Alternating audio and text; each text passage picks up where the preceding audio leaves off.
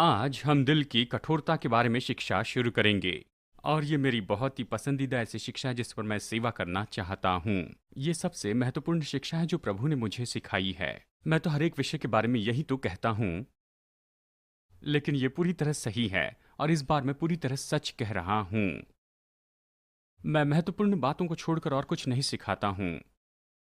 और आप जानते हैं इस हफ्ते यानी कल कल बहुत कुछ हो रहा था। मेरे भाई आए थे तो मैं उनके साथ कुछ काम कर रहा था और फिर आर्किटेक्ट के साथ में मेरी मीटिंग भी फिक्स की गई थी और सिखाना भी था, सारी चीज़ें चल रही थी और इस हफ्ते मैंने ये निर्णय लिया और इस शिक्षा के आधार पर जो मैं आपको अभी सिखाने वाला हूँ, मैंने सोचा कि मुझे कुछ ज़्यादा समय बिताना होगा प्रभु के साथ में, क्योंकि मुझे बहुत कुछ सिखाना है। और ये तो ऐसी बात है जिसका मैंने कल ही उपयोग किया था और मैंने सारा दिन इसमें बिताया था। पूरा दिन भर प्रभु को मैं खोजते रहा इस आधार पर जो मैं अभी आपको सिखाने वाला हूँ। अगर आप इसे देखिए, ऐसी चीज़ें जो मैं प्रतिदिन उपयोग करता हूँ, जैसे कि मैंने आपको सिखाया आत्मा प्राण और शरीर के बारे में शिक्षा, आप मसीह में कौन हैं, विश्वासियों का अधिकार और दिल की कठोरता, ये तो सच में एक बहुत ही महत्वपूर्ण बात है जो प्रभु ने मुझे सिखाई है। और मेरे पास 2 घंटे हैं और पहले घंटे में मैं आपको सिखाऊंगा कि ये क्या है, दिल की कठोरता क्या है, ताकि आप समझ सके कि ये किस बारे में कहता है। और दूसरे सेशन में मैं आपको सिखाऊंगा कि ये दिल की कठोरता किस कारण होती है। और जब हम इसमें जाएंगे तो ये सच में बहुत ही महत्वपूर्ण ऐसी बात है जो परमेश्वर ने मेरे जीवन में कभी मुझसे कही हुई है। मैं आपको प्रोत्साहित करना चाहता हूँ कि ये ध्यान देने के बिल्कुल योग्य है। आमेन। यदि आपके मन में और कुछ चल रहा है तो उसे भूल जाएं, क्योंकि आप इसमें से निश्चय कुछ चीज़ें प्राप्त करेंगे और यदि आप इसमें से उन चीज़ों को लेंगे जो मैंने अपने जीवन में ली है तो ये आपके जीवन को पूरी तरह से आपके जीवन को बदल देगी। चलिए देखते हैं मरकुस अध्याय 6 में।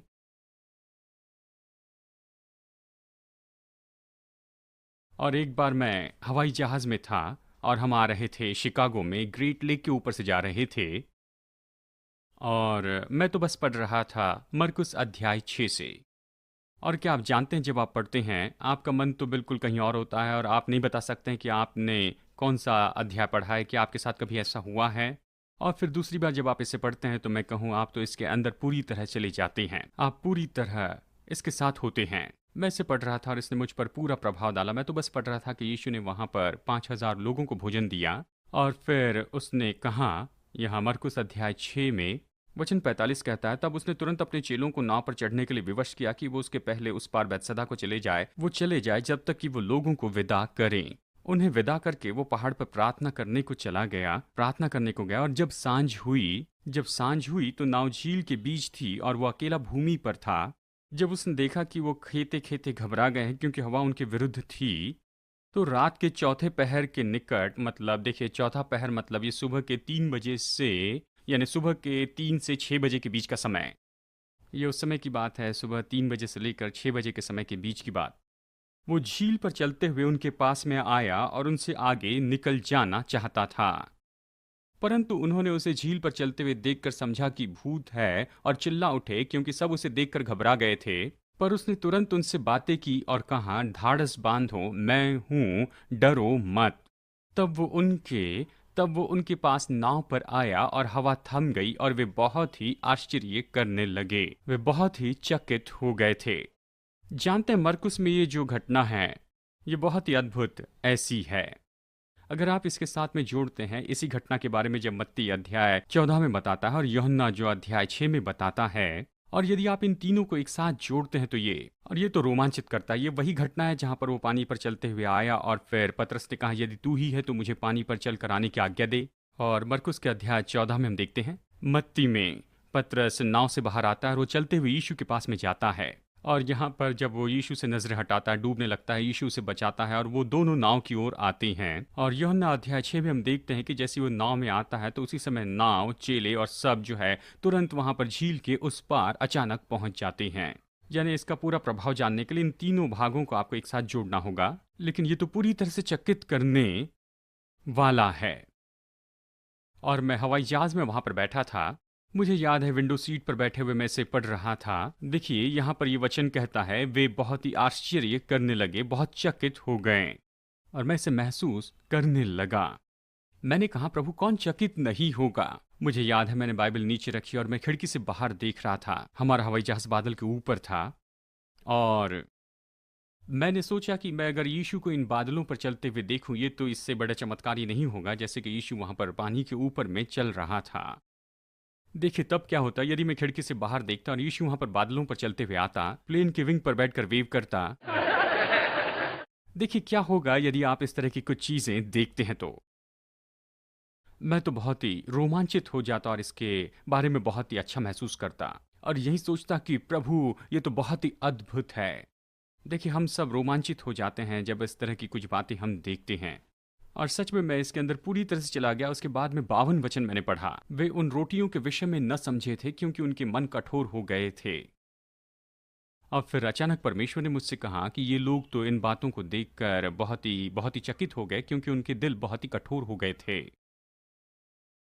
और मुझे लगता है मेरे अंदर जैसे कोई खंजर चला गया, मेरे अंदर चला गया। मैं तो यहाँ पर रोमांचित होने के बारे में बहुत अच्छा महसूस कर रहा था, चकित हो गया। अब प्रभु ने कहा वो परमेश्वर की चमत्कार की सामर्थ को देखकर चकित हो गया क्योंकि उनका जो दिल था वो कठोर हो गया था। और प्रभु मुझसे बातें करने लगा। उसने कहा कि यदि तुम चकित हो जाओ, परमेश्वर के अलौकिक सामर्थ को देखकर अगर तुम चकित हो जाते हो, बहुत ही रोमांचित होते हो, चकित होते हो, जरूरत से ज्यादा, ये इसलिए क्योंकि दिल कठोर हो गया है। और मैं बताऊं, इसने मेरे संसार को पूरी तरह से उथल पुथल कर दिया।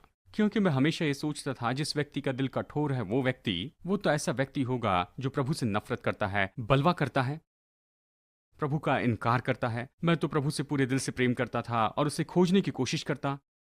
और फिर भी मैं तो पूरी तरह चकित हो जाता यदि यीशु को मैं पानी के ऊपर चलते आते देखता। मैं तो बस चकित हो जाता परमेश्वर की उस आश्चर्यकर्म की सामर्थ को देखकर। और प्रभु कहता तुम्हारा दिल कठोर है। और मुझे वापस जाकर इसकी पूरी नई परिभाषा करनी पड़ी कि कठोर दिल क्या होता है। देखिए कठोर दिल तो केवल ऐसा नहीं जो परमेश्वर से प्रेम नहीं करते, उसका इनकार करते हैं। आप अपने पूरे दिल से परमेश्वर से प्रेम कर सकते हैं, आप नैतिक व्यक्ति हो सकते हैं, प्रभु से प्रेम करते हैं, फिर भी दिल कठोर हो सकता है प्रभु के लिए।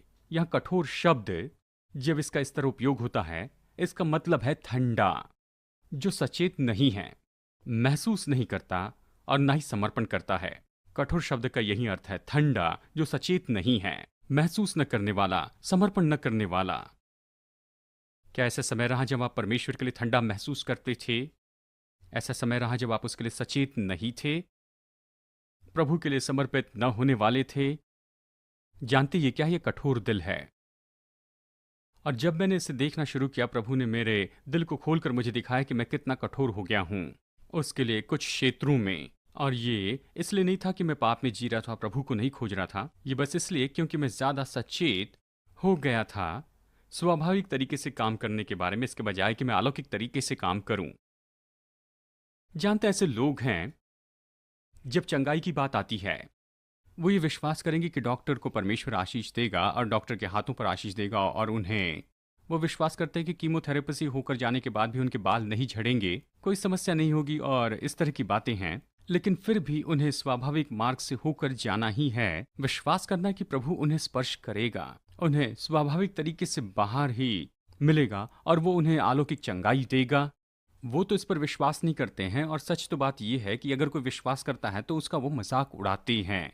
विश्वास नहीं करते हैं कि प्रभु इसे अलौकिक रूप में कर सकता है। ये क्या है? ये तो कठोर दिल है। लोग विश्वास करते हैं कि प्रभु आपको अनुग्रह देगा, लोन ऑफिसर की दृष्टि में प्रभु आपको सबसे अच्छे रेट्स देगा, लेकिन ये विश्वास नहीं करते कि प्रभु अलौकिक तरीके से आपकी जरूरत पूरी करेगा। लोग ऐसे विश्वास करते हैं कि परमेश्वर योग्यता देगा उस थेरेपिस्ट को कि आपको कुछ सिखा सकें, लेकिन आप सीधा परमेश्वर से उन सारी बातों को प्राप्त नहीं कर सकते हैं। देखिए लोग तो इस तरह से इसी बातों में बने हुए हैं कि स्वाभाविक क्षेत्र में, देखिए वो सोचते हैं कि सब कुछ जो है वो बिल्कुल स्वाभाविक क्षेत्र में ही होना चाहिए। वो अलौकिक क्षेत्र के लिए विश्वास नहीं करते। और यही तो व्यक्ति जिसका दिल कठोर है, वो सचेत नहीं है, वो ठंडे हैं, जागृत नहीं है और वो समर्पण नहीं करते हैं परमेश्वर की अलौकिक सामर्थ के सामने, और वो बस स्वाभाविक में ही बढ़ते चले जाते हैं। और मैं यहाँ पर कोशिश कर रहा हूँ जल्दबाजी न करूँ। इसके बारे में बहुत ही महत्वपूर्ण बात आपको बताना चाहता हूँ, लेकिन आपको आपको ये समझना होगा कि ये किसी और के बारे में नहीं कह रहा है। मैं विश्वास करता हूँ यहाँ पर का हर एक व्यक्ति, आपके जीवन में किसी क्षेत्र में दिल कठोर है। आप एक क्षेत्र में बहुत सचेत हो सकते हैं और दूसरे क्षेत्र में कठोर हो सकते हैं। आपके पास चंगाई का महान प्रकाशन होगा, आप चंगाई में चलेंगे, लेकिन धन में कमी होगी। कई दशकों तक मैं ऐसे ही था। आपके पास एक क्षेत्र होगा जैसे प्रेम का, कि परमेश्वर आपसे कितना प्रेम करता है, और लेकिन आप दूसरे क्षेत्र में बहुत ही निराश हो सकते हैं। आप अपने जीवन के इस तरह से विभाजन कर सकते हैं। एक क्षेत्र में आप बहुत मजबूत हैं, प्रभु के लिए बहुत सचेत हैं, पवित्र आत्मा के वरदानों में काम करते हैं, लेकिन आपके पास में व्यवहारिक बुद्धि नहीं होगी धन और इन चीज़ों के बारे में। यानी मैं विश्वास करता हूँ कि हम में से हर एक व्यक्ति, हमारा किसी न किसी क्षेत्र में दिल कठोर है। और आप ये जानेंगे कि ये तो ऐसा कुछ है, हम सब इसी से निपटते हैं। और ये ऐसा नहीं जो किसी और के लिए हो। आमेन। ये उन सभी लोगों के लिए नहीं है जो कभी बाइबल कॉलेज में नहीं आए हैं। ये तो आप सभी लोगों के लिए है जो यहाँ पर इस समय उपस्थित हैं। और इसने तो मुझे बहुत चकित कर दिया और मैंने कहा, प्रभु क्या तू ये कहता है कि मेरा दिल कठोर है? और फिर मैंने उन वचनों का अध्ययन करना शुरू कर दिया जो बाइबल कठोर दिल के बारे में सिखाती है, और मैं तो पूरी तरह से चौंक गया। मैंने जाना कि ये बात मुझे परेशान कर रही थी। जानते, मैं जीवन के प्रतिदिन इससे निपटता हूँ। ऐसा नहीं होगा कि दिल को सचेत कर ले और फिर कभी कोई समस्या नहीं होगी। नहीं, आपको प्रतिदिन इसके साथ में निपटते जाना होगा। आपको निरंतर प्रभु पर गौर करते जाना होगा। और ये ऐसी बात है जैसे मैंने कहा है, मुझे प्रतिदिन जीवन में इससे निपटना पड़ता है। मेरे जीवन के प्रतिदिन प्रभु ने मुझसे बातें की। इसने मेरे निर्णय पर प्रभाव डाला, या जो मैं करता हूँ उस पर, और मैं अपना समय बिताने के लिए किस बात को चुनता हूँ उस पर। ये बहुत ही सामर्थी है। ये आपके जीवन को बदल देगा। मरकुस अध्याय 8 में चलिए इसे देखते हैं। और ये तो इस पहले अनुभव के बस कुछ ही दिनों के बाद की बात है। याद रखिए, मरकुस अध्याय 6 में उसने 5,000 लोगों को 5 रोटी और 2 मछली से भोजन दिया। यहाँ अध्याय 8 में यहाँ पर वो 4,000 लोगों को भोजन देता है 7 रोटी से, यानी भोजन ज्यादा था, लोग कम थे। आप शायद सोचेंगे कि ये जो चेले हैं ये इन बिंदु को जोड़ देंगे और कहेंगे, यदि उसने 5,000 पुरुषों को भोजन दिया था 5 रोटी से, तो 4,000 पुरुषों को 7 रोटी से तो भोजन देना ही चाहिए। उसने उनसे कहा था कि इस जंगल में हम इन लोगों को भोजन कैसे दे सकते हैं। तुरंत सभी लोग अपनी अपनी जेब टटोलने लगे, अपने बटुए निकाल लिए और कहा कि इतना पैसा तो इन लोगों के लिए काफी नहीं होगा। वो सब ये गिनती कर रहे थे। यीशु अपने चेले बनाना चाहता था। वो जानता था कि वो क्या कर रहा है, और ये तो चेलों के लिए महान मौका था। ये तो उनके लिए मौका था कि वो आगे आए, यीशु मेरे पास में एक महान आइडिया है, पिछली बार के जैसे, तो इससे बहुगुणित क्यों नहीं करता। वो पूरी तरह से चूक गए, जैसे मानो वहां पर नहीं थे। ऐसे जैसे कि उन्होंने ये चमत्कार होते हुए कभी देखा ही नहीं और ये विचार उनके मन में कभी प्रभाव नहीं डाला था। ये तो बिल्कुल हमारे जैसे ही है। परमेश्वर आपके जीवन में कुछ करता है, आप कहते हैं मैं इसके बाद में कभी संदेह नहीं करूंगा, और फिर अगले हफ्ते जब भी कोई समस्या आती है, आप पहले ही वहां पर निराशा में होते हैं, बहुत परेशानी में होते हैं, और फिर बाद में कभी नहीं सोचते कि ओह हाँ, परमेश्वर ने किया था। जानते ये क्या है? ये तो कठोर दिल है। यानी यीशु ने वो भोजन लिया, उसे बहुगुणित किया, और उसके बाद में वो अपने चेलों को डांटता है और उनसे कहता है कि फरीसियों के खमीर से सचेत रहो, और हेरोदेस के खमीर से भी। और सुसमाचार का एक और लेखक लिखता है कि वो तो उनके सिद्धांतों के बारे में कह रहा था, लेकिन बात तो यह है कि ये पूरी बात को ही चूक गए थे। उन्होंने सोचा कि ये रोटी के बारे में कह रहा है, क्योंकि हमने यहाँ पर 4,000 लोगों को भोजन देने के बाद में कुछ रोटी बचाकर नहीं रखी। और जब यीशु ने ये देखा कि वो तो शारीरिक रोटी के बारे में कह रहे हैं, तब यीशु उनसे वचन 17 में कहता है। ये जानकर यीशु ने उनसे कहा, तुम क्यों आपस में ये विचार कर रहे हो कि हमारे पास रोटी नहीं है? क्या अब तक नहीं जानते और नहीं समझते? क्या तुम्हारा मन कठोर हो गया है? क्या आंखें रहते हुए भी नहीं देखते और कान रहते हुए भी नहीं सुनते? और क्या तुम्हें स्मरण नहीं कि जब मैंने 5,000 के लिए 5 रोटियां तोड़ी तो तुमने टुकड़ों की कितनी टोकरियां भरकर उठाई? उन्होंने उससे कहा 12 टोकरियां। जब 4,000 के लिए 7 रोटियां थी तो तुमने टुकड़ों के कितने टोकरे भरकर उठाए? उन्होंने कहा 7 टोकरे। उसने उनसे कहा, क्या तुम अब तक नहीं समझते? यानी यहाँ पर वचन 17 में वो कहता है, क्या तुम्हारा मन कठोर हो गया है? याद रखिए, मरकुस 6:52 में वो तो उसे पानी पर चलते हुए आते देखकर चकित हो गए, क्योंकि उनके मन कठोर हो गए थे। और फिर वो कहता है, क्या तुम्हारा मन अभी भी कठोर है? और यहाँ पर इस अध्याय में वो उन बातों के ऊपर गौर करता है कि एक कठोर दिल के स्वभाव गुण क्या होते हैं कठोर दिल के लिए। और मैं इसे आपको बताना चाहता हूँ, और यही चाहता हूँ कि आप प्रभु के सामने बिल्कुल ईमानदार हो जाएं। और देखिए, क्या इसमें से कोई चीज़ आप में है? अगर इनमें से कुछ चीज़ आप में है तो आपका दिल कठोर हो गया है। तो यहाँ वचन 17 में वो कहता है, क्या तुम अब भी नहीं जानते हो? क्या आप जानते हैं कि आत्मिक सत्य को न समझने की जो बात होती है, वो तो कठोर दिल का एक स्वभाव गुण है। ये तो अपने आप में एक बहुत बड़ा वाक्य है। यदि आपका दिल कठोर है, ठंडा है, बिल्कुल सचेत नहीं है और समर्पण करने वाला नहीं है, यह आपके दृष्टिकोण में रुकावट डालता है, आत्मिक दृष्टिकोण में। जानते, जब मैंने इसे सीखा इसने मुझे बहुत से जवाब दे दिए, क्योंकि मेरी सेवकाई के शुरू के दिनों में मैं ये सोचता था यदि मैं सही तरीके से वचन की सेवकाई करूं तो सब लोग इसे स्वीकार करेंगे। ये तो सच में मेरी जिम्मेदारी थी, और अगर वो व्यक्ति इसे नहीं स्वीकार करता है तो ये मेरी गलती थी, और मैं जिम्मेदारियां लिया करता था इन बातों के लिए। और फिर मैंने ये जानना शुरू किया कि ये तो प्राप्त करना तो उस व्यक्ति के दिल की परिस्थिति पर आधारित है। और मैंने देखना शुरू किया, लोग तो वहां पर बैठे रहते थे, अगर कोई एक व्यक्ति इससे प्राप्त कर ले, मैंने देखा है कि लोग अपनी कुर्सियों पर कूद रहे थे, वो इतने उत्साहित हो गए कि खुद को रोक नहीं पाए। और बगल वाला व्यक्ति इस तरह से देखता है जैसे क्या क्या कह रहे हैं, तो अगला व्यक्ति सोया है, तो कोई बड़े गुस्से में आया हुआ है, क्रोधित है। मेरे मुंह से वही वही वचन बाहर आ रहे हैं, और ये अलग अलग प्रतिक्रियाएं दिखा रही हैं। मेरे जीवन में मैंने आखिर में इस बात को जान लिया। जानते हैं ये क्या है? ये ऐसा नहीं कि मैं सेवा कर रहा हूं, लेकिन ये उस व्यक्ति की दिल की दशा पर आधारित है। हम इसे हर साल देखते हैं। आज सुबह की बात है, एक बहन मेरे पास में आई, उन्होंने कहा उनका पूरा जीवन बदल गया है। ये तो उनके साथ में सबसे अच्छी बात हुई है, और वो बस परमेश्वर की स्तुति कर रही थी। मैं आपको गारंटी दूं, यहाँ पर दूसरे ऐसे लोग हैं कि आप नहीं बदले हैं। मुझे ये कहना पसंद नहीं है, मैं आपको चेतावनी नहीं दे रहा हूं, लेकिन हर साल ऐसा होता है। आप पाएंगे कि लोग पूरी तरह से बदल जाते हैं, उनका जीवन बदल जाता है, और दूसरी ओर कुछ लोग बोर होते हैं। और कुछ लोग जो है वो दूसरी तरफ गौर करते हैं, उन्हें वो इंस्ट्रक्टर पसंद नहीं आते हैं, उन्हें कुछ लोग पसंद नहीं आते हैं, तो वो उन पर गौर नहीं करते हैं। यहाँ कुछ लोग आते हैं जो केवल गलत ढूंढने के लिए आते हैं। यदि आप यहाँ पर कुछ गलत ढूंढने के लिए आए तो हम आपको कुछ बता दें। आमेन। हम सिद्ध नहीं हैं। हमें स्कूल में लोगों का उपयोग करना पड़ता है, और सब कुछ बिल्कुल सही तो नहीं होता है। ऐसे लोग हैं जिनके दिल कठोर होते हैं, वो बने नहीं रहते हैं जो भी भला हो रहा है उसमें। देखिए, कुछ लोग होते हैं, खैर ज्यादातर लोग तो प्रभु की स्तुति हो बदल रहे हैं, लेकिन ऐसे भी कुछ लोग होते हैं। शायद आप यहाँ पर बैठे होंगे और आपके आसपास के सभी लोग पूरी तरह आजाद हो रहे हैं, लेकिन आपको कुछ भी नहीं हो रहा है, और आप सोच रहे ये तो आपकी गलती है। नहीं, ये आपका दिल है। आपका दिल कठोर हो गया, और परमेश्वर जो कर रहा है उसे आप नहीं समझ पा रहे हैं। जो कठोर दिल है उसके कारण आप इस बात को नहीं समझते हैं, और इसीलिए वो अगली बात कहता है कि क्या तुम नहीं समझते। और मैं आपको गारंटी दूं कि कुछ लोग हैं, आप इस कमरे में हैं और आप कह रहे हैं मुझे पता नहीं कि बाकी सब लोग क्यों इतने उत्साहित होते हैं, ये क्या कह रहे हैं और इसमें इतनी बड़ी बात क्या है। और आप आत्मिक रूप में डल हैं, आप आत्मिक सत्य को नहीं समझ पाते हैं।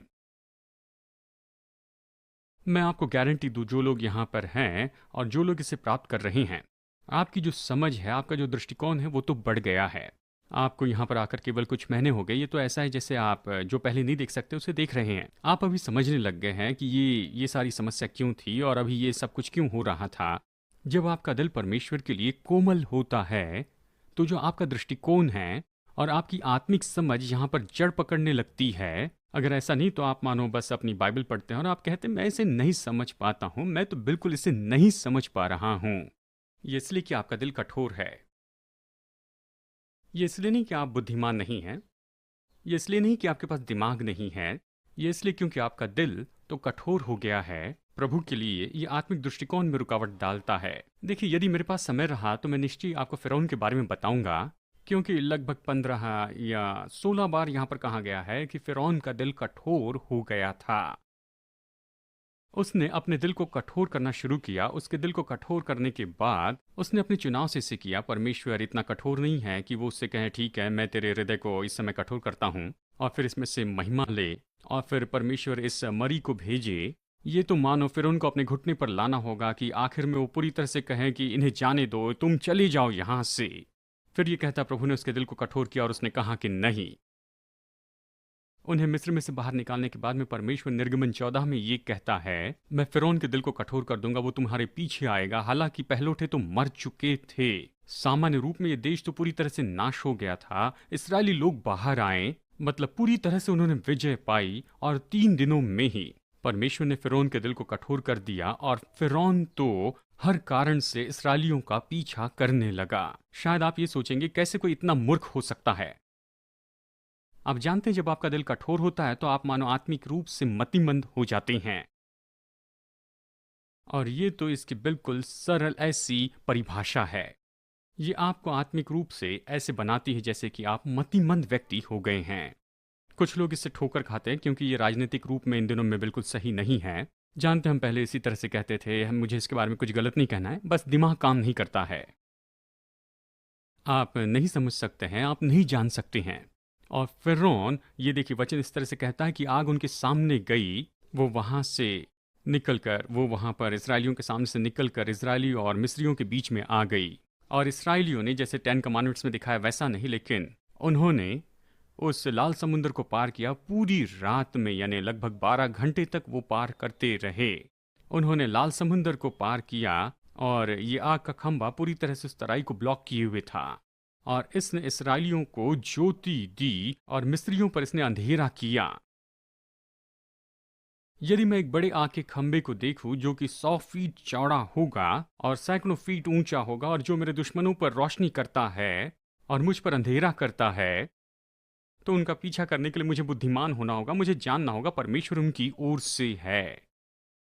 और ये केवल ऐसे कुछ मिनटों में नहीं हुआ, लेकिन मैं सोचता हूँ कि कुछ घंटे लगे होंगे या कुछ दिन लगे होंगे ताकि लाल समुंदर की उस सीमा तक पहुंचे। और फिर वो वहीं पर खड़े रहे सारी रात भर, बस राह देख रहे थे कि वो जो आग है वो दूर की जाए। और फिर उसके बाद में दिन में परमेश्वर ने आग को दूर कर दिया और उन्होंने उन्हें देखा और वो सीधा लाल समुंदर में चले गए।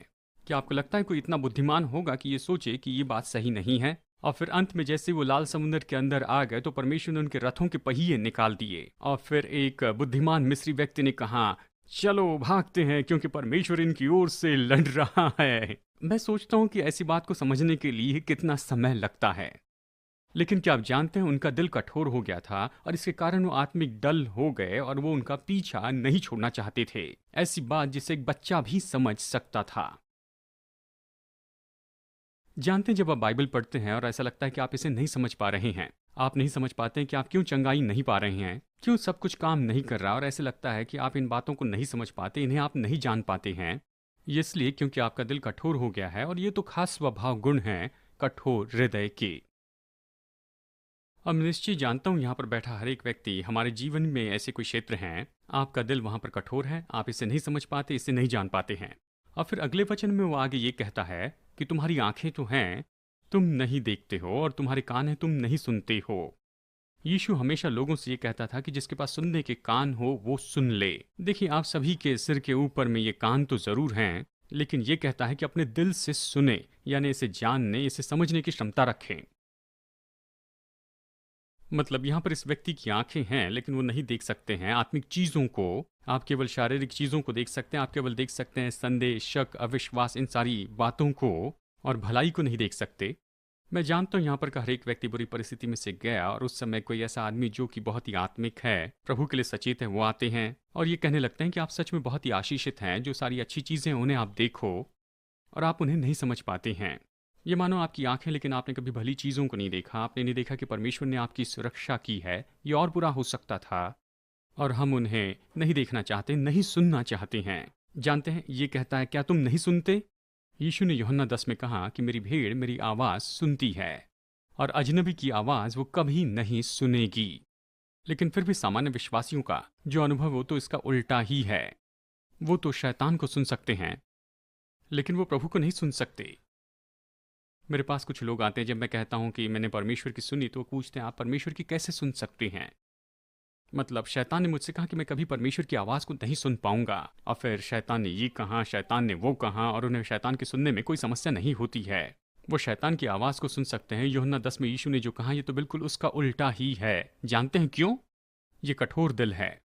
आप शैतान के लिए सचेत हैं। शैतान की धीमी सी आवाज़ भी आप सुन सकते हैं, छोटी सी आवाज़, और थोड़ी सी परीक्षा हो, थोड़ा सा अविश्वास हो, और वो तो मानो आपके कानों में बजती रहेगी, आप उसे सुनेंगे, लेकिन अगर परमेश्वर चिल्लाकर भी कहेंगे तो आप नहीं सुन पाएंगे, कहेंगे आपने क्या कहा?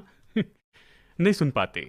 यह नीति वचन में ये कहता है कि तुम मेरी शिक्षा की ओर अपने कान लगा। यह अपना सिर इस तरह झुकाने के बारे में नहीं कहता है। जब वो कहता है कि मेरी शिक्षा की ओर अपने कान लगा, मतलब अपने कान ट्यून करे मेरी ओर। परमेश्वर ने हमें उसके सुनने के लिए बनाया है। यदि आपको परमेश्वर की आवाज़ सुनने में कोई परेशानी है, तो ये नहीं कि परमेश्वर बात नहीं करता, हर पल वो आपसे बातें करता है। हर समय जब भी कोई निर्णय लेना पड़ता है या फिर कभी कुछ करना पड़ता है, तो परमेश्वर हमेशा आपसे बातें करता है, लेकिन दिल की कठोरता से आप उसे नहीं सुन पाते हैं। उदाहरण के लिए देखिए, जब मैं वियतनाम में था, मैं फायर सपोर्ट बेस में रहता था, वहां पर एक जनरेटर था और 120 लोग वहां रहा करते थे उस पहाड़ पर, और वो जनरेटर बस मेरे बंकर के पीछे ही था जो मैंने बनाया था। और ये जनरेटर पूरा दिन भर आवाज करते रहता था और निरंतर वहां पर एक्सप्लोजन हुआ करते थे। वहां पर तो वो मैड मिनट होते थे, यानी 1 घंटा। जब हम वहां बंकर गार्ड में रहते थे रात के समय, हर 1 घंटे में 1 मिनट वहां पर हैंड ग्रेनेड फेंकते और फिर गन से शूट करते, और फिर वो शूट करते 60 ग्रेनेड लॉन्चर को, और वो शूट करते थे उस पैरामीटर के बाहर में। यानी वियतनामी कोई अगर हम पर हमला करता तो उसी समय खत्म हो जाते। हर 1 घंटे में 1 मिनट वो ऐसा करते थे। यानी वहां पर पूरी रात भर इस तरह से विस्फोट होते थे, वहां पर बम फटते थे, और इस तरह से वहां पर तो हमेशा विस्फोट हुआ करते थे। अब जानते मुझे क्या करना पड़ा? वहां पर मुझे बस ट्यून करना पड़ा। मैं सो सकता था जनरेटर ऑन रहते हुए, बॉम्बिंग के समय में भी, विस्फोट के समय भी मैं सो सकता था। और एक समय मुझे याद है कि वहां पर वो प्रैक्टिस करते थे कि वो शूट करे बहुत से गन्स को। और एक बार क्या हुआ, उसने एक गलत रास्ता ले लिया, हमारे पहाड़ के बहुत से लोगों को मारा। वो तो मेरे बंकर के पास से गया था, और मैंने वहां पर रखे थे 2 ऐसे स्टैक 4x12 के बीम्स, मैंने उस बंकर के ऊपर रखे थे, और उसके ऊपर में 4 लेयर सैंड बैग के थे।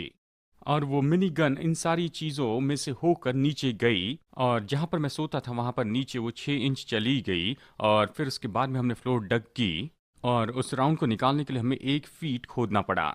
और वो सब कुछ मेरे बंकर में हुआ, और मैं पूरी चैन से सोया था, कुछ भी नहीं सुना। और मैं एक बार वो बंकर वहाँ पर लगा रहा था, और एक भाई पोर्टरिकन थे, उन्होंने वहाँ पर उसे रखा। और ये इस तरह से था कि वो इंग्लिश भी नहीं बोल पाते थे। जानते हैं, वो तो पहले बंकर गार्ड थे और मैं दूसरा था, और हम नीचे बंकर में जाकर सोते थे, और जब समय होता था तो वो उठाते थे। और मैं इस व्यक्ति से बात करने की कोशिश कर रहा था। मैंने पूछा कि आपका नाम क्या है? उन्होंने कहा 40 दिन। मैंने कहा कि आप इतने दिन से इस देश में हैं? उन्होंने कहा 40 दिन। मैंने कहा 40 दिन में चले जाएंगे या फिर आप 40 दिन से यहाँ हैं? उन्होंने कहा 40 दिन। इंग्लिश का केवल इतना ही शब्द उन्हें आता था। और खैर कुछ भी हो, मैं इस व्यक्ति से बात नहीं कर पाया। मैं तो बस वहाँ पर उनके साथ में रहा, और मैं बंकर गार्ड खींचता। फिर जब मैं अपने बंकर गार्ड खींचता वो मेरे साथ रहते थे, और उसके बाद में और लगभग आधी रात को मैं सोने जाता था, और मैं नीचे जाकर वहाँ पर सो जाता था। माफ़ कीजिए, मैं ऊपर रहता था, और मैं ऊपर वहाँ पर सोता था, वहाँ पर तारों को देखते हुए। और ये भाई मेरी बगल में रहते थे। मैं आधी रात को सोने जाता था, और फिर सुबह 5:30 बजे या फिर 5:45 बजे मैं जाग जाता था, और हमें 6 बजे तक वहाँ पर बंकर गार्ड पे रहना पड़ता था। एक सुबह मैं जागा और वहाँ पर कोई नहीं था, और मैं नीचे बंकर में गया और वहाँ पर भी कोई नहीं था।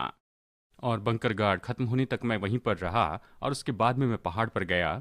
और ये जो बंकर था, ये तो पहाड़ के बिल्कुल शुरू में ही था, और ये मानो वहाँ पर का एक आउटपोस्ट था। यदि कोई इस पहाड़ पर जाता तो केवल यहीं पर से वो जा सकता था। ऐसा बंकर गार्ड पाना तो सबसे बुरा होता है। खैर मैं पहाड़ पर चढ़ना शुरू किया, तो फिर चैपलिन मुझे देखकर दौड़ते हुए और कहा कि क्या आप ठीक हैं या चोट लगी? मैंने कहा मैं ठीक हूँ और सब कुछ ठीक है। और उन्होंने कहा हम चिंतित थे क्या तुम्हें चोट लगी या नहीं। मैंने कहा क्या हो गया? अब फिर ऐसे लगा कि ये पोर्टरिकन मानो पूरे पागल हो गए। और जब उसके बंकर गार्ड की बारी आई, हमारे पास जितने भी M16 राउंड थे सब उन्होंने फायर किए, और उन्होंने 500 से ज़्यादा हैंड ग्रेनेड फेंके पहाड़ के ऊपर और पहाड़ के नीचे, और उन्होंने शूट किए। उन्होंने 200-300 M17 ग्रेनेड शूट किए और 5 क्लेमोर माइंस उड़ाए। और जब क्लेमोर माउंट्स जाते हैं तो ज़मीन से इतना ऊंचा होकर जाते हैं, बहरा करने वाली आवाज़ से, और वो ज़मीन को हिलाते हैं। इसमें भी मैं चैन से सोया, और मुझे तो बिल्कुल पता नहीं चला, और वो तो बिल्कुल इतने पास में, हाँ मुझसे इतने पास में थे। वो ये सब कुछ कर रहे थे और मैं चैन से सो रहा था। जानते हैं क्यों? क्योंकि हम अपने सुनने को ट्यून कर सकते हैं जो सुनना चाहते हैं उसके साथ। और मैं ऐसी जगह पर था जहाँ पर विस्फोट सामान्य थे, और मैं उसके साथ ट्यून हो गया, और मैं उस बंकर में रह सकता था। और हमने वो बंकर बनाया था, और फर्श पर एमओ बॉक्सेस भी थे। यदि कोई दरवाज़ा खोलता तो उसकी आवाज़ होती थी, और एमओ बॉक्सेस पे चलते हुए भी उसकी आवाज़ होती थी। और उन हमले के दौरान भी मैं सो सकता था बॉम्ब के विस्फोट में भी। लेकिन मैं आपको बताऊं, यदि वो एमओ बॉक्सेस या दरवाजे की आवाज़ भी आती तो मैं जाग जाता था। जानते हैं क्यों? क्योंकि हम अपने सुनने को चुन सकते हैं। कोई जो सड़कों पर रहता है, ऐसी सड़क जहाँ पर बहुत ज़्यादा ट्रैफिक होती है, पहली बार आप वहाँ पर सो नहीं सकते और उसके बाद में आप जब उससे ट्यून हो जाते हैं तो सो सकते हैं। लिखिए, जैसे कि आप फ्लाइट पाथ पे जाते हैं और एयरपोर्ट पर जाते हैं और आप उसे ट्यून कर सकते हैं। ट्रेन पास से चली जाए फिर भी आप नहीं जागेंगे, लेकिन यदि आपका बच्चा आपको एक बार पुकारे या फिर कोई अजीब सी आवाज़ होती है तो बस आप तुरंत ऐसे ही जाग जाते हैं। क्या आप जानते हैं मैं क्या कह रहा हूँ? आप अपने सुनने को चुन सकते हैं और समस्या यही है कि हम ये सुनने के लिए बहुत ही सचेत हैं कि हम सुने शक, अविश्वास, डर, क्रोध, कड़वाहट, और हमारा दिल शैतान के लिए सचेत है और परमेश्वर के लिए कठोर हो गया है। ये इसी के बारे में कहता है। तुम्हारी आंखें लेकिन तुम नहीं देख पाते क्योंकि तुम गलत चीजों पर गौर करते जाते हो। हम आत्मिक चीजों को नहीं देखते हैं, हमें इन चीजों को देखते जाना चाहिए। और हम परमेश्वर की आवाज को नहीं सुन पाते हैं। आगे ये कहता है कि तुम प्रभु को स्मरण भी नहीं करते हो।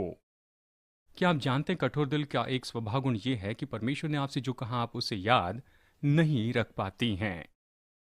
मैं निश्चय जानता हूं कि यहाँ पर बैठे हर एक व्यक्ति के जीवन में आप कभी बाइबल स्कूल में गए हैं या कलीसिया की सभा में रहे हैं और परमेश्वर ने आपसे बातें की हैं और आप निश्चय उसके बारे में बहुत ही उत्साहित हुए हैं। मतलब मैं इसका अध्ययन करूंगा, मैं इसके बारे में देखूंगा, लेकिन उसके बाद में जब आप घर जाते हैं तो सोचते हैं अरे वो क्या था जो परमेश्वर ने कहा था, और आप याद नहीं कर पाते, आपके जीवन से वो चले जाता है। जानते हैं क्यों? ये इसलिए नहीं कि आपका दिमाग काम नहीं कर रहा है, क्योंकि आपका जो दिल है वो तो केवल उन्हीं चीज़ों को याद करते जाता है, उन्हें स्मरण करता है जिन बातों पर आपने गौर किया था, जिनको आपने गौर किया। मैं सोचता हूँ प्रभु ने हमें ऐसे ही बनाया, जानते हैं, सामान्य रूप में इसलिए कि आप किसी भी बात के लिए ट्यून कर सके। आप हो सकते हैं POW, और आप जानते हैं आप सच में उस जेल से बाहर आ सकते हैं और आप जहाँ चाहें वहाँ पर जा सकते हैं। यदि आप अपना मन प्रभु पर न लगाएं, आप अपने आप को अपने घर में देख सकते हैं, परिवार के सदस्यों को देख सकते हैं जो आपके साथ में वहाँ पर नहीं हैं। यदि आप अपना दिल उस पर लगाते हैं या फिर आप अपना दिल लगाते हैं जो आपके साथ में किया गया है। उसने हमें ऐसे बनाया कि जो कुछ हमारे दिल पर नियंत्रण करता है उस पर हम अधिकार कर सके। लोग आपको चोट पहुंचाए, और कुछ लोग तो इतने कठोर दिल वाले होते हैं कि हमेशा वही सोचते हैं कि दूसरे लोगों ने उनके साथ में क्या किया है। दूसरे लोग उससे भी परे जाते हैं, वो उनसे प्रेम करना, उन्हें माफ करने का चुनाव करते हैं। जिस व्यक्ति ने आपका नुकसान किया आप उससे प्रेम कर सकते हैं। परमेश्वर ने हमारे दिल को ऐसे बनाया है कि आप चुनाव कर सकते हैं कि आपका दिल कहाँ जाता है। बहुत से लोग ये नहीं जानते हैं। बहुत से लोग जो है वो अनुमति देते हैं परिस्थिति को, शैतान को और उनके जीवन की परिस्थितियों को, वो उन्हें कड़वा बना दे और वो जो है वो उसी तरह से उन्हें बना दे, लेकिन वो खुद चुनाव कर सकती हैं कि आपका दिल कहाँ पर जाए। अगले सेशन में मैं आपको कुछ वचन में से दिखाऊंगा कि ये कैसे आज्ञा है। आप अपने मन को व्याकुल न होने दे, आप अपने हृदय को व्याकुल न होने दे, कठोर न होने दे जैसे कि ये कठोर होता है। आप ही वो व्यक्ति जो पूरी तरह से नियंत्रण करते हैं कि क्या प्रभु के लिए आपका दिल कोमल है या फिर परमेश्वर के लिए आपका दिल कठोर है। और आप ही वो व्यक्ति हैं यदि आप आत्मिक चीजों को याद नहीं रखते हैं, क्योंकि आपने अपने दिल को ऐसे होने दिया है कि वो परमेश्वर के लिए कठोर हो जाए। यही तो एक हृदय का स्वभाव गुण है। और देखिए, बहुत बार लोग आकर मुझसे कहते हैं कि आपने कहा कि परमेश्वर ने आपसे ये कहा, आपने ये कहा कि परमेश्वर ने ये कहा है। आप परमेश्वर की आवाज को कैसे सुनते हैं, आप कैसे इसे जानते हैं? तो बस इसीलिए मेरा हृदय सचेत है, परमेश्वर आपसे बात कर रहा है लेकिन आप नहीं सुन पाते हैं। और कुछ लोग मुझसे आकर कहते हैं आप कैसे याद रखते इतने सारे वचनों को, आप बहुत से वचनों को कोट करते हैं। मैं तो हजारों हजार वचन कोट कर सकता हूँ, और हालांकि मैंने उसे याद नहीं किए हैं, कभी नहीं। हाँ, शुरू के दिनों में मैंने इसे किया। मैं जब बैप्टिस्ट चर्च में था मुझे याद है मैंने ये याद किए थे, लेकिन पिछले 40 साल से मैंने कोई वचन याद नहीं किए हैं। मैंने कभी कोई वचन याद नहीं किए, लेकिन फिर भी मैं आपको हजार वचन बता सकता हूँ कि ये कहाँ पर पाए जाते हैं। जानते इसे कैसे करें? यूहन्ना 14:26 कहता है कि जब वो सांत्वना देने वाला, जब वो सलाहकार पवित्र आत्मा आएगा तो सारी चीज़ें तुम्हें सिखाएगा, तुम्हें सारे सत्य में लेकर जाएगा और सारी चीज़ों को तुम्हें याद दिलाएगा कि मैंने तुमसे क्या कहा है। पवित्र आत्मा आपको अलौकिक ऐसे स्मरण शक्ति देगा, वचन की आत्मिक बातों को वो आपको याद दिलाएगा, लेकिन आपको ऐसा करने के लिए एक सचेत दिल रखना होगा। और वहीं लोग आकर मुझसे कहते हैं मुझे याद नहीं कि ये वचन कहाँ पर पाया जाता है, मुझे वचन याद नहीं आ रहा, मुझे याद है कि ये पुराने नियम में कहीं पर तो भी है। इस बारे में तो सटीक है, कहीं तो भी पुराने नियम में वो इस तरह से कहता है, बस उन्हें इतना ही याद आता है। यदि कुछ पूछे तो कहते हैं ओ मेरे पास में वो ऐसी याददाश्त नहीं जो आपके पास में है, मैं याद नहीं रख सकता हूँ, मेरे पास फोटोग्राफिक मेमोरी नहीं है, और इस तरह से बताते हैं कि जैसे कि वो कुछ तरह से अपाहिज है। और ये वही लोग हैं जो मुझे अच्छे से बता सकते हैं कि पिछले साल सुपर बॉल में कौन जीता था, बता सकते हैं कि फेवरेट टीम्स कौन हैं, वो बता सकते हैं बैटिंग में कौन है, पूरे स्टेटिस्टिक उन्हें याद है और वो बहुत पीछे जा सकते हैं 1965 के समय में और बता सकते हैं कि कौन ये गेम उस समय जीता था। मैं इतनी बातों को याद नहीं रख सकता और मैं आपको सच बताऊं, पिछले साल मैंने सुपर बॉल देखा और मुझे याद नहीं कि कौन खेल रहा था। मैंने उसे देखा लेकिन याद नहीं कि कौन खेल रहा था। क्या इसलिए कि मैं मूर्ख हूं? नहीं, मुझे अपने सवाल का जवाब देना होगा क्योंकि ऐसे भी लोग हैं जो पहले ही हाँ कहते हैं। नहीं, मैं मूर्ख नहीं हूं। क्या आप जानते हैं, बस मेरा दिल उसमें नहीं लगा है। आपका दिल जिस पर लगा होता है उसे याद कर सकते हैं। आप में से कुछ लोग खेल से बहुत प्यार करते हैं। आप मुझे 20-30 साल पहले का इतिहास बता सकते हैं। आप मुझे 30 साल पहले का इतिहास बता सकते हैं। मुझे ट्रिविया के बारे में बता सकते हैं जो 99% लोग नहीं जानते। और आप कहते हैं मुझे वचन याद नहीं रहते हैं। जानते हैं, क्योंकि आप खेल जितना वचन से प्रेम नहीं करते हैं। आप जितना समय खेल में बिताते हैं उतना ज़्यादा वचन में नहीं बिताते हैं। आपका ध्यान परमेश्वर की बातों पर नहीं रहता है जितना ज़्यादा आपकी हॉबी पर है या इन मूवी पर है। आपको याद है वो कौन सी फिल्म है, उसमें कौन कलाकार थे और ये कौन से साल में आई थी। ये सब कुछ क्योंकि आपका दिल उसी पे लगा है। आपका दिल जिस बात पर लगा है उससे याद कर सकते हैं। आप सुन सकते हैं। आप कुछ चीज़ों को चुन सकते हैं। और दुख की बात तो ये है कि हम में से ज़्यादातर लोग परमेश्वर को छोड़ बाकी सारी बातों पर गौर करते हैं। हमारा सारा जीवन तो ऐसे ही है। हम ऐसे ट्रेन किए गए हैं कि इसे कैसे करें। उदाहरण के लिए मैं आपको बताना चाहता हूं कि मैं जब कंक्रीट डाला करता था, देखिए हर एक चीज़ या हर एक काम जो कुछ भी लोग करते हैं उसके पीछे कुछ न कुछ कारण होता है जिसे आप नहीं जानते और उसे हल्के रूप में लेते हैं। लेकिन यदि आप जीविका के लिए उसे करें, हर एक दिन सारा दिन वही करें, तो आप उनके लिए सचेत हो जाते हैं जिसके लिए दूसरे लोग सचेत नहीं हैं। मैं किसी भी बिल्डिंग में चल सकता हूं और उस पर चाहे कारपेट और पैड लगा हो, उस फर्श पर मैं आपको बता सकता हूं कि इसका कंक्रीट अच्छा है या नहीं और ये क्या लेवल में है या नहीं। मैं बता सकता हूं ये कैसे फिनिश किया गया। और कुछ लोग सोचते नहीं कर सकते, मैं कर सकता हूं। मेरी उपजीविका कंक्रीट से चलती थी और मैं इसे अच्छे से जानता हूं।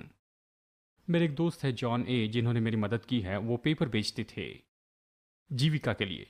मुझे याद है हम जाकर उठाते थे वो मेल, और जो है वो अपनी आंखें बंद करके कहते थे इस एनवलप में जो पेपर लगा है इसे तुम निकाल लो।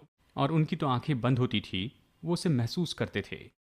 वो उस पेपर को उठाकर कहते थे ये 20 पाउंड का स्टॉक है और ये इस कंपनी से है, तुम वाटरमार्क देख सकते हो, ये इस कंपनी का है और ये इतने पाउंड्स का है।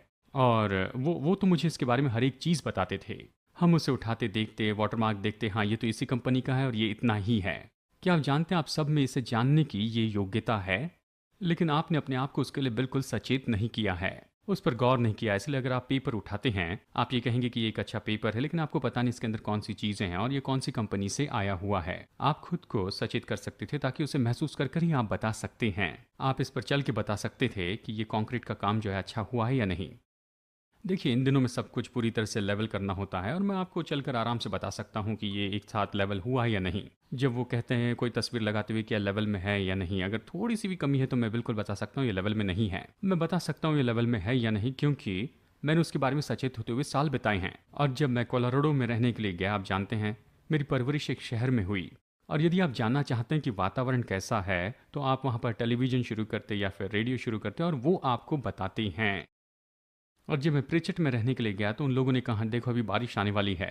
मैंने पूछा कि आपने टीवी पर इसके बारे में सुना है, तो वो कहते नहीं नहीं हमने टेलीविज़न नहीं देखा है। आपको कैसे पता बारिश आएगी? क्या आप कोई जादू करते हैं? मैं तो सोच रहा था कि वो जादू टोने में जुड़े हैं। लेकिन क्या आप जानते हैं वहाँ पर जो लोग हैं वो बता सकते हैं, जो वो प्रेशर जब कम हो जाता है तो वो उसे महसूस कर सकते थे। हम में से ज़्यादातर लोगों ने खुद को उसके लिए सचेत नहीं किया है।